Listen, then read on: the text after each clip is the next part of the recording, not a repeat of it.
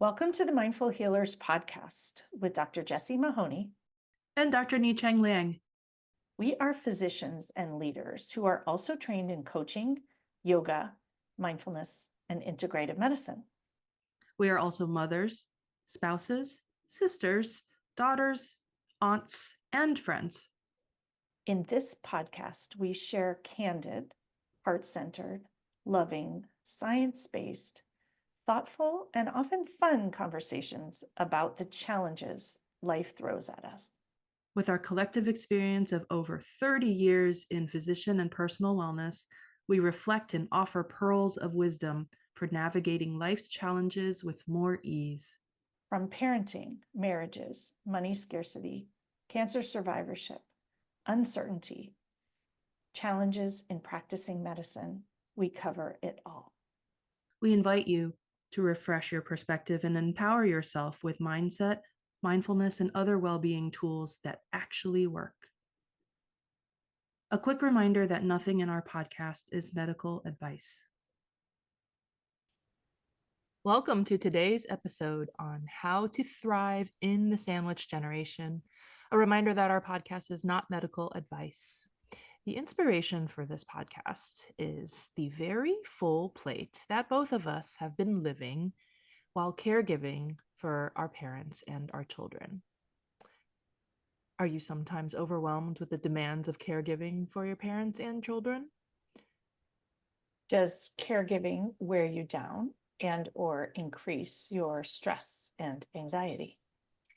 Our intention for today is to provide you with some tools that you can use immediately after you listen to the podcast to intentionally broach this abundance of caregiving with love, self-compassion, and mindfulness, such that you can create a bit more spaciousness and ease. And as is our routine, we will begin with a moment of pause.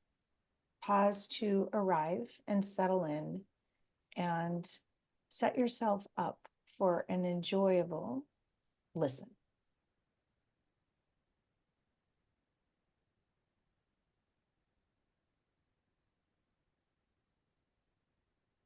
And as we begin, a reminder that we have a few other podcasts on this theme, though not the sandwich theme, on just the one end or the other of the sandwich. In terms of caring for aging parents, there's a beautiful podcast with my colleague and friend, Dr. Mary Norman, who's a geriatrician, about a year ago in 2023, early 2023. Highly recommend listening to that. We also have many podcasts on parenting with presence, with the idea that mindfulness and, of course, intentional mindset tools and pausing and being present is what is needed to navigate the sandwich generation.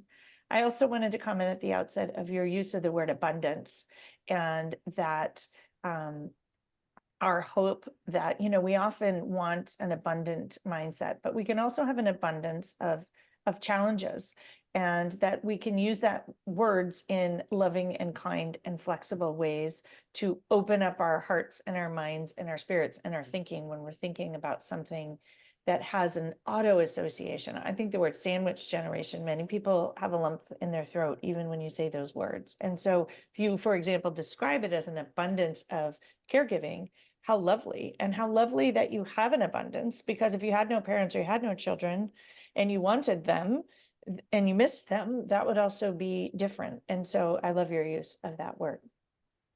It was somewhat intentional.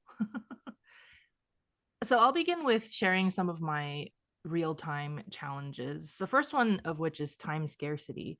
And so when I left my first healthcare institution and shifted to a different position, I intentionally set out such that I would have one and oftentimes two non-clinical days so that I would have some space. But those weekdays quickly became filled with appointments for my loved ones. And I'll give you an example. Tuesdays are quite busy for me now because that is the day that I am to pick up the kids from school and then drive my eldest to club volleyball practice on the other side of town through rush hour traffic. But before then, since sometimes it's the only non-clinical day of the week, I schedule the healthcare appointments for my loved ones.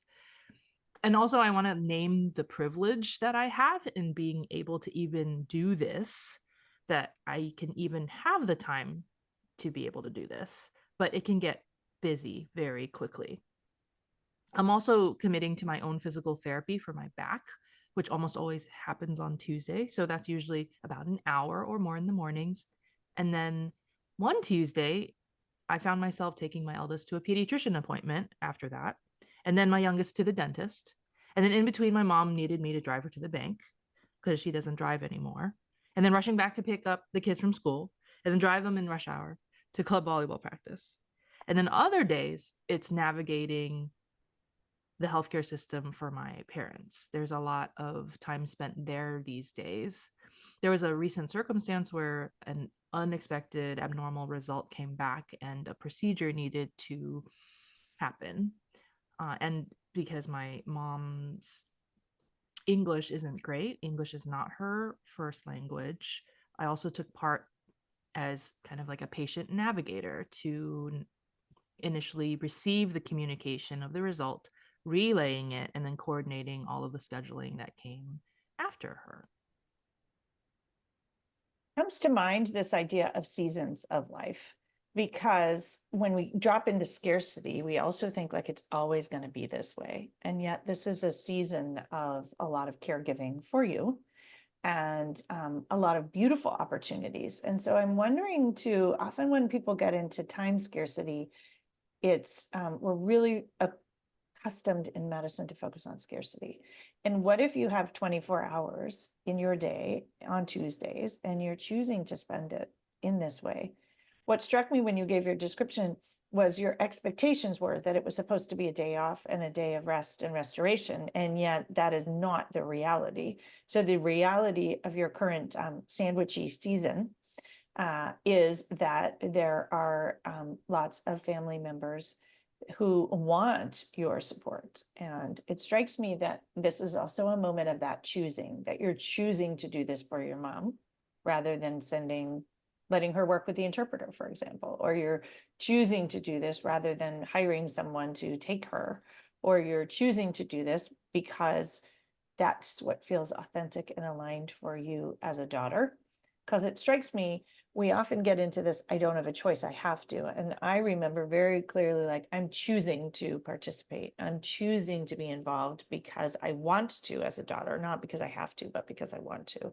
I wonder if that would change a little bit of your thinking about what is, honestly. Yeah, I love that. So, yes, the reality is that there's time scarcity, but you're right. I am absolutely choosing to fill those days that are non clinical up because these appointments really can't happen on the weekends Mhm. most of the time. I like the terminology sandwichy season. It's very official, sandwichy season. The So other yeah, thought, that is definitely the season I am in right now. the other thought that came to mind is, so my husband, Mark, which many of you have heard about, he loves sandwiches. They're his favorite thing. And I was like, well, maybe, it doesn't have to be a peanut butter and jelly sandwich on Wonder Bread. It could be a delicious sandwich. It could be, I love those tomato and mozzarella and basil sandwiches, which are like, they're not just your average sandwich. So you might decide, like, how can I make this sandwich season more delicious? And I think we'll talk about that as we get to some of the solutions. And I think also to honor that, of course, when we are depleted and pulled in a lot of directions, which you mentioned, we go to our default thoughts of scarcity, and we go to our default sort of negative thought patterns about I have to, and those victim-y thought patterns rather than choosing. And so that's what the human brain does. But if we can see that, it's going to help us move through it with a little more, I'm going to say, grace and elegance. How about that? And for the record, I actually do love peanut butter and jelly sandwiches. That to me is still a great sandwich. I do too, but not on Wonder Bread. I like Yeah, them. yeah, yeah. Maybe I not. like them on wheatberry bread, which is what I ate as a kid. They don't even make it anymore, but it's the best. The next challenge that arises for me are uncomfortable emotions. Like when days occur like that, it's a bit too full for me. Like it's not my preference. I can definitely feel more frazzled, rushed, and unsettled. And that's just the way that I feel on those days. And that can churn up some resistance. We talk about the palms wide open a lot. Some days I am tempted to resist. And sometimes I do, frankly, resist those emotions and the sensations of being frazzled. But ultimately, that's my truth on those days. That's my reality. I love the it's not my preference though. That's like just owning it. What a great phrase. It's not my preference. The other thought that came to mind as you described it is, of course, you're frazzled and rushed. Who wouldn't be? And definitely, it's learning about accepting my truth emotionally and my body sensations of being um, in, encompassed in the uncomfortable emotions and body sensations. The next challenge I wanted to talk about was noticing that on those days I'm not getting what I need for my well-being. And then when I'm reflecting on this, I think part of it is because I don't have any space for my exhale. And I think my exhale has become a very important part of my self-care routine. And I feel cramped for time for that. And also, as an introvert, I know that I need some blank space. These types of days definitely don't lend themselves well to being able to get what I need for replenishment and filling my cup. So, definitely on those days, I feel very much pulled in multiple directions. I'm also literally driving all over San Diego, and it's exhausting sometimes and not good for my back, too, because of all that driving. So I'm thinking about my own story. And interestingly, I know that the sandwich generation, people describe it as a thing. And I'm realizing I've opted out of that description because even the description itself is a challenge for me. And so, and I'm thinking this is just because of a lot of coaching and mindset and mindfulness tools that I have decided that I'm not in the sandwich generation, even though I 100% am. I have aging parents who need tons of help. And I have children and grandchildren who, call me and ask for my help and support all the time. And yet I have realized actually it's a very conscious decision because, as I mentioned, when I say the word sandwich, I have a lump in my throat, not because I don't like sandwiches, but because of all of the things that it evokes. And so while my situation is similar in that I have people that need my help, I have very consciously decided to take each request in the moment and not worry about it in advance. It's fascinating because until I was listening to you say it, I was like, how come I don't even describe it that way? But it's a very conscious choice to opt out of that description because I feel like it's one of those things in our society that we talk about it and then everyone knows what you're talking about, but it also has an energetic frequency to it that to me is depleting in and of itself. And so the situation already has so many pulls and on you that thinking about the fact that it will have pulls to me is a bit of like anticipatory anxiety. And so while I do have aging parents who both have quite a few health problems, I and I have, a grandchild and children who ask me to help with said grandchild and children who need to figure out where to go to college and children who live across the country and need certain things that I just have made this decision in my head that I'm going to take each request in the moment, one at a time. And I would never have done that before because I would have needed to be in control and to hold it tight and to know what was coming. And part of this does leave you in uncertainty because you don't know what's coming and you're not sort of thinking about how you need to manage it all. But I think it's very interesting. And so there is a challenge to just being in the moment. I don't want to say that's really the challenge is being in the moment and being okay with the uncertainty and growing trust that I'm going to be able to handle whatever it is and that this day, is not going to be the day I thought it was because somebody needs whatever they might need. But I have found that to be actually a really helpful way of navigating it. And again, I just want to offer that comes, I think, when I did this podcast with Mary a year ago about how to handle my parents, and my dear friend Mary always advises me. And so I feel very much like I'm just going to know what to do in the moment. I'm going to figure it out, or I'm just going to go to the appointment, or I'm going to give my advice. The other thing I've also done a ton of work on detaching from is I give my advice and people do whatever they do. And I can't hold on to that anymore. And what I really want to acknowledge, this is actually what I taught in yoga this morning, is enjoying the moment and appreciating how far you've come, because I didn't, until we started talking about this, realize that.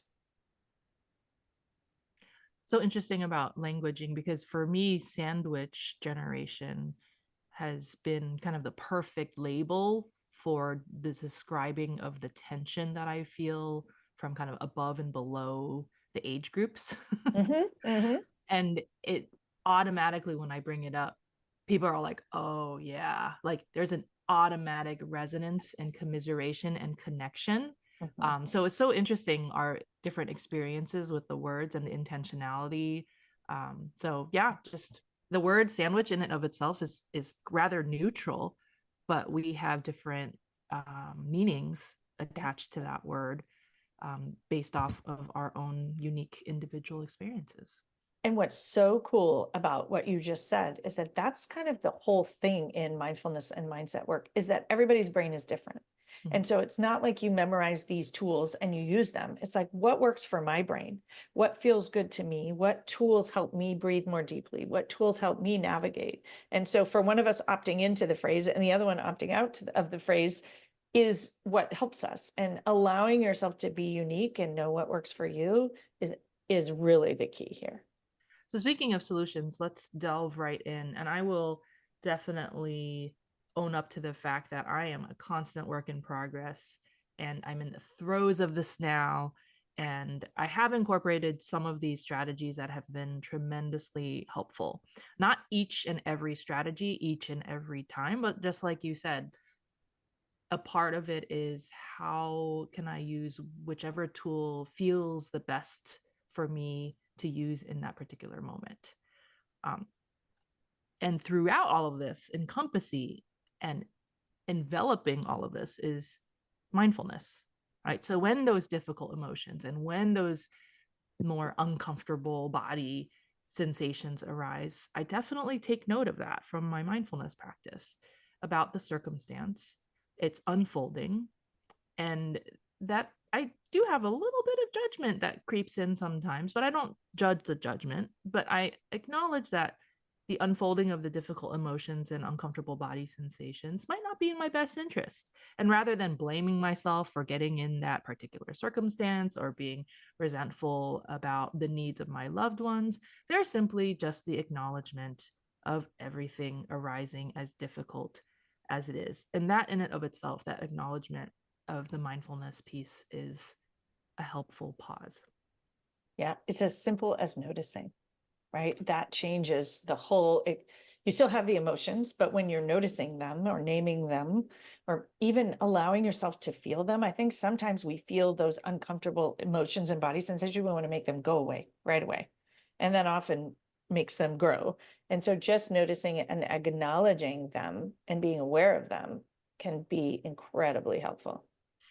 And very much related to that is the use of the word acceptance. I know that the word acceptance might be too passive for some people, but I like to qualify the word acceptance as accept that particular moment just as it is, knowing that it's okay for everything that I just mentioned to happen on those days, because I'm actually choosing for that to happen in some respects. And then whatever emotions and thoughts and body sensations I have in that moment, that is what's occurring in that moment. And I can accept those sensations and emotions, and that I can accept that those days are very busy, and that's okay.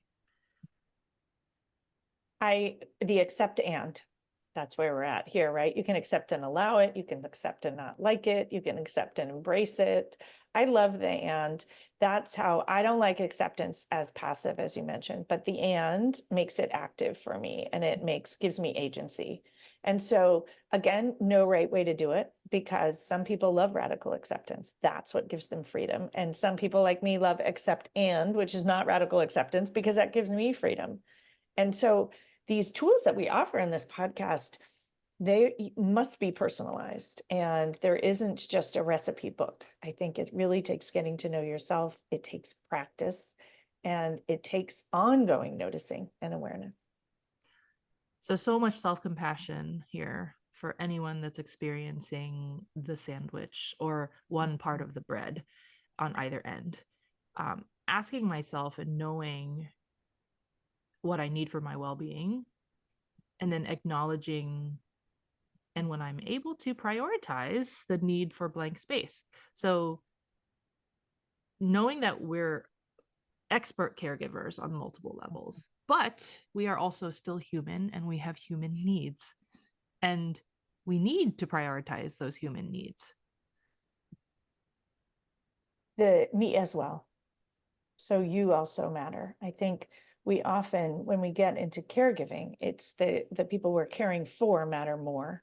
And so it brings me right back to you also matter as well. So on a Tuesday, you can caregive and you need some white space for you or something that's nourishing or repleting or replenishing for you. Reminds me of what would kindness do or what would love do, but also including for you and for those you're caregiving for and for the rest of the world. If you just sort of go out in your own inner circle in that way. I think when we are over giving, over caregiving, we end up bitter and resentful. And so I think that's really the clue here that things need to shift is if you're bitter and resentful, you as well. What do you need as well? Incorporating ourselves in our circle of love and care. Yeah. And then we've talked about this solution a lot on this podcast. So asking for help helps. I've thus enlisted the help of my father and my husband. So my father helps with translation and also the transportation of healthcare visits. I've given myself permission to not have to be the one, like all in caps, the one to take my parents to every single healthcare visit if I'm sensing that my day is overly full. Even if I can, like, quote unquote, squeeze in the appointment here and there. No, like, I can give myself permission to ask for help. My husband also, like, for instance, as we speak this morning, I've asked my husband to take my eldest to get a lab draw so that I am not the one that has to be transporting and waiting and being there for each and every healthcare appointment. And as healthcare providers, we're often the one in our family that sort of she needs to go do that because she's the physician, when anybody can take someone for a lap draw, for example. But I think many of us drop into that over responsibility and or toxic independence. I have recently, my son has been going through a very significant injury and needing a lot of appointments and PT. And I have actually encouraged him, he's now 18, to go by himself because I want him to learn how to navigate. I also know that I have the backup of knowing the person who's seeing him. So if there's some measure of confusion, but that I think it's also important to, when it's appropriate, empower your loved ones. I will often give him a list of questions he should ask and, follow up. And that can also be really helpful for others to understand that they can go, and for your kids to understand that their other parent can also take them, and that it can turn out okay. Because I think sometimes we also engender this lack of trust in the healthcare system because we need to go to make sure it turns out okay. And then the people we love and are caregiving for actually have less trust in the system. They think that you are also needed. That's a little bit of our toxic independence. We could trust our colleagues to provide good care. And not that someone who doesn't speak the language, they need a translator. And someone who doesn't drive needs someone to drive them. So that is not discounting any of that, but understanding that just because we are the physician doesn't make that our role. And then the last, and perhaps one of the most powerful solutions, is gratitude. So reminding myself that how lucky am I that I am living at the same time as both my parents and my children, and that they can actually be together too at the same time. And being a cancer survivor, how lucky that I am even alive here today, 12 plus years later after that cancer diagnosis, to be there for them in this way, such that I can help and love in this love language of service for them, really. And then also how grateful I am that I feel safe enough and have loved ones that I trust enough to even be able to ask for help. Reflecting on gratitude for a moment, sometimes I see people use this gratitude as guilt. So I should feel grateful for having the opportunity, but I feel exhausted and burdened, et cetera, et cetera. And so just acknowledging that gratitude is not about guilt. You can feel grateful. And sometimes I like to use appreciative instead. I feel appreciative of the opportunity. Um, because I think sometimes if you tend to flip into guilt, or guilt is one of your default emotions, those of you who've worked with me understand what that means, that you just want to make sure that you're not using this gratitude against yourself. I also sometimes like to bring in generosity, and that's one of the other tenets of mindfulness, right? Generosity, positive thinking, assuming positive intent of parents, generous thinking about how this is a bountiful season of life. And there is an abundance of opportunity to show love for those that you love, and flipping it, not that we are not generous humans, but this generosity of thinking it might all turn out better than we expect. Because I think we also bring in this catastrophizing in the caregiving with especially elderly parents, and that can soften it a little bit. I was thinking of a few other solutions, and as usual, they come down to the tenets of mindfulness or approaches of mindfulness or attitudes. Patience is one that comes to mind. Patience with the little ones, the big ones, and yourself in times where we feel squished and stretched. Patience can be patience with the whole situation. This is a temporary season of life, and patience with ourselves, patience with the way, in the sandwich generation, I think part of the struggle is we come at it with urgency. For us, it's like we've got to get all these things done. And older people move more slowly, younger people move more slowly. In fact, almost everybody moves more slowly than we do as healthcare professionals. And so patience for those that we are traversing this journey with can be really, really helpful. The other thought that came to mind is something I bring up in yoga a lot. Subtle is significant, and subtle shifts here, tiny little shifts in the way you think about it.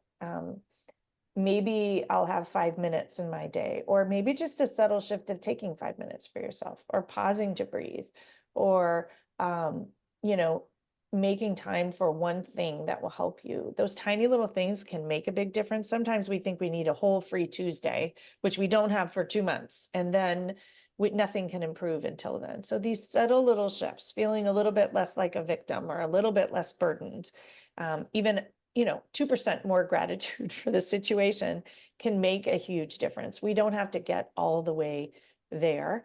And because the sandwich generation goes on years and years and years and years, acknowledging that little shifts in thinking and little shifts in approach can make a huge difference, can be quite freeing. And then boundaries. So one of my words for the year.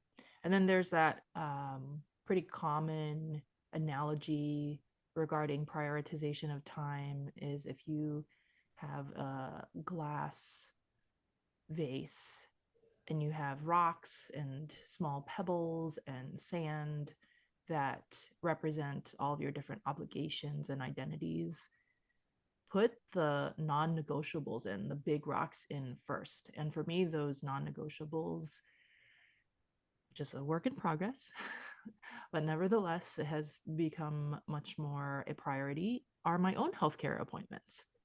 So I schedule those first, like my own therapy, my own physical therapy, my oncology checkups. And if I need to, I give myself permission to even change my clinic schedule to be able to fit that in. And I'm still learning to get comfortable with changing my clinic schedule because I had been indoctrinated into not moving clinic schedules unless there was like a 911 life threatening emergency. But again, here we are honoring boundaries, choosing to prioritize my healthcare needs because I am a human. And setting boundaries is actually loving. And in my coaching work, boundaries come from love. And so I think we often feel like I have to set these walls to make sure I take care of myself. But what you just described is a human, you also needing care. And so when we set boundaries from love, it's loving to take care of your own human needs first. And if you don't have the capacity to take care of others. It's a very different energy. And so I love this idea of loving boundaries or boundaries from a place of love. And how can you, as you are navigating this sandwich of the older adults in your family really needing help and support and the younger humans needing help and support, and pets and who knows what else also needing love and support, that everyone needs love and support. And so I do think I'm back to what would love do as a solution for the sandwich generation, because love wouldn't always prioritize others. Love wouldn't always drop everything and run. Love would have healthy boundaries and loving boundaries, and love would take care of yourself as well. So we hope that this podcast was helpful for you, remembering that these solutions and offerings aren't meant to be necessarily used all at the same time, but really for you to pick and choose. And there's some inherent trust that goes into this process of the subtle shifts of these busy days, of the tension that we feel when we are sandwiching in our sandwichy season, as you said, Jessie, that we can choose and we can be curious about, and find out what works and what doesn't, what resonates, what doesn't. And in the spirit of ending with mindful reflection questions, asking yourself what works for you, asking yourself what love would do for you and all those you love, asking yourself what is one small shift you could make to feel a little bit less burdened and a little bit less overwhelmed and a little bit less over responsible and a little bit less toxically independent. And a nudge at the end to join us for something, to fill your toolbox with these tools and get the actual practice of figuring out what works for you. We mention often in this podcast, consuming and listening is helpful to open your eyes, but the actually engaging with the work is where the magic and the future shifts happen. My first invitation today is to join me for yoga, because you can do that from home anytime. You can join the live classes, or you can partake of recorded ones. And for those of you in the sandwich generation, I often hear from people, well, I can't take the whole hour. Well, if you do a recorded class, you can turn it off whenever. You take what you need. And it's a very helpful practice of making something happen. Subtle is significant, small is significant. Do the beginning breath work, do the shavasana, do the moving stretching part. You choose, but take ownership of your own experience and what is in your control in this moment. And then coaching and retreats also help. Retreats are a literally white space, a literal in setting the intention to take care of you for a few days, to fill your cup, to shift your perspective, to replete yourself and nourish yourself. And we cannot continue to operate from an empty, depleted space. It's also incredibly hard to change your perspective from a depleted place. And so when you go on a retreat, you're literally stepping out of your responsibilities and your reality for a short time and prioritizing yourself and filling your own cup so you can be there for others. And remembering, so many people say, well, I can't do it because something terrible might happen or no one will step in. It's a practice of trust to notice that actually the world can go on without you for a few days, and everyone will likely learn from that. And then coaching, of course, is magic because it helps you work on this in real time, ongoing, and change your perspectives for the long term and practice in the midst of the conflicting challenges that arise daily, weekly, monthly, and annually when you are in the middle of the sandwich. You can check out short mindfulness practices on my website, awakenbreath.org, under resources. I have practices up to 5 minutes long, all the way to 45 minutes long. And also, I want to mention that Jessie also has shorter yoga videos available that she has pre-recorded as well. If you're a healer, we always invite you to join us at mindfulhealthcarecollective.com or our Facebook group by the same name. If you found this podcast to be helpful, please consider leaving us some stars and reviews to help us spread, hopefully, these helpful tips wide and far. Thank you so much. Thanks so much for joining us. We encourage you to dive into the show notes for each episode for more learnings and resources. We also invite you to take a listen to the many other Mindful Healers podcast episodes, and please share the podcast far and wide with colleagues, friends, and family. If our message and approach resonate with you, we would love to work with you. When you listen to a podcast, you consume information, but when you work with us, you can actually practice and change. We offer coaching and mindfulness experiences, talks, workshops, retreats, and more. Connect with us at themindfulhealerspodcast.com. The content of this podcast is not medical or life advice. We invite you to participate in the mindful moments we offer at the end of most of our podcasts, but please only do so safely.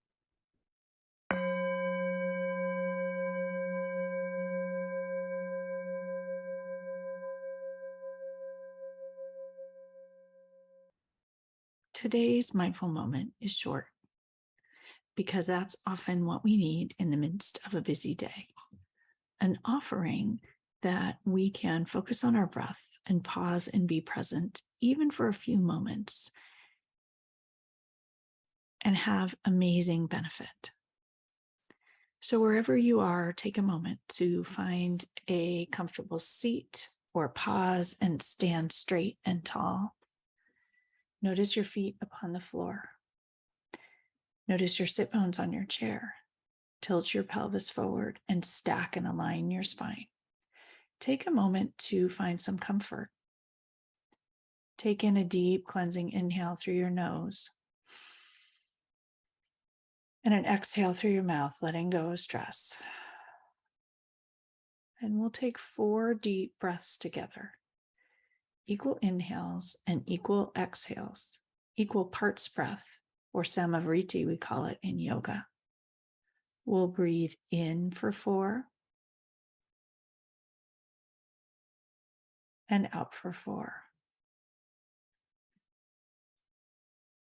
In for 4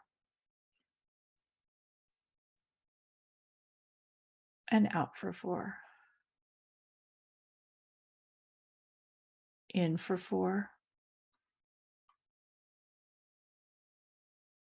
and out for 4. In for 4 and out for 4. And notice for a moment how you feel. If your eyes are open, close them to give your eyes a rest and a break. Bring a hand to heart and the other hand to top. A check-in. Notice how your heart feels. Notice that you have a heart. Notice that it's beating perhaps, or if you can't feel it, press that heel of your hand in gently. Send yourself some compassion, release some oxytocin. Take in an inhale once again. And an exhale, let it go. And take a moment to bring your hands to heart center, palms together, finger pads touch. Rub your hands skin to skin. Notice the sensations and enjoy it for a moment. Eyes can still be closed or a light gaze. And pause here.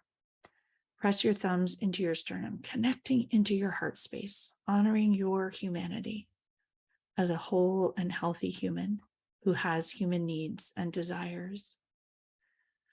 who is fallible, who has thoughts that may or may not serve you. And set an intention for how you would like to go back out into the world after this brief mindfulness practice. Perhaps you'd like to show up with hope. Perhaps you'd like to show up buoyantly.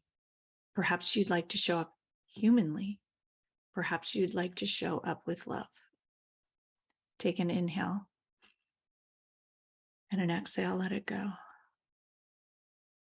Lower your hands and open your eyes. And give yourself a moment to accommodate. Let the light in, coming back from a dark space, coming back into this busy world after a moment of quiet and a moment of breath. And take a moment as you accommodate to notice how you feel. Not rushing from one thing to the next, but noticing, enjoying.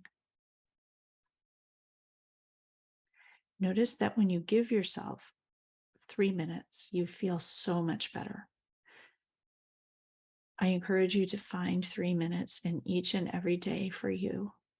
Take a few breaths, match the inhale and the exhale to uplevel that parasympathetic nervous system, help you find calm and focused, and increase your energy. Not because you have to perform at a higher level, but because it feels better and you're worth it. Have a beautiful day, and we'll see you next week. Namaste.